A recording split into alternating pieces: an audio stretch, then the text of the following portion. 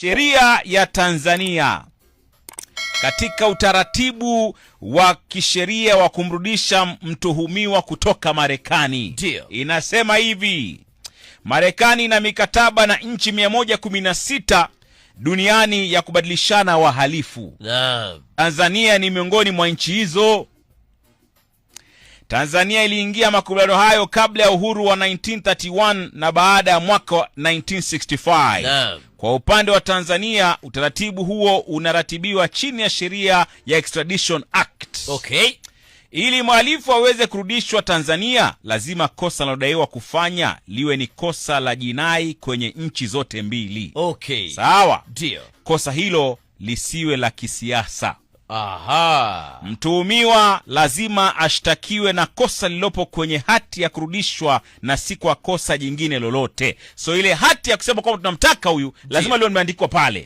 Na ushahidi. Sawa? Ndio. Na mwanasheria mkuu wa Tanzania anataka apeleke maombi ya kutuhumiwa kurudishwa kupitia ubalozi ambao utafikisha ombi hilo kwenye Wizara ya Mambo ya Nje ya Marekani na Ofisi ya Mambo ya Kimataifa iliyopo kwenye Wizara ya Sheria ya Marekani. So unaomba kupitia ubalozi wako kwamba huyu amefanya kosa A, B, K, D.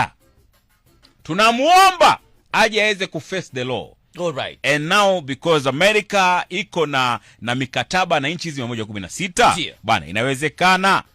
Sawa kwa bwana, mahakama nchini Marekani itaendesha kesi mwanzo.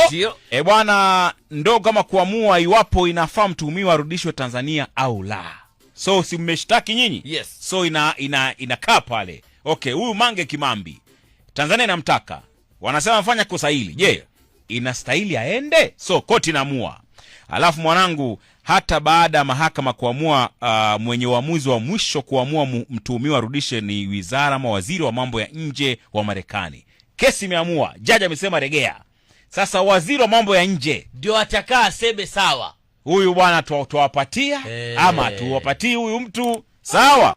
Kwa mujibu wa sheria ya Tanzania, ndio mwanasheria mkuu anaweza kuomba mtuhumiwa arudishwe Tanzania kwa makosa yafuatayo. Nataka muniambie kama Mange Kimambi amefanya mojawapo ya hizi: 1, mauaji, kujeruhi, utekaji, ubakaji, madawa ya kulevya, uharibifu wa mali, ufisadi, biashara ya utumwa, ujangili wa baharini, ile piracy sio, na uhalifu wa mtandao, utakatishaji wa pesa, money laundering. Money laundering. Na uhalifu wa mtandao. Ndio. So mwanangu,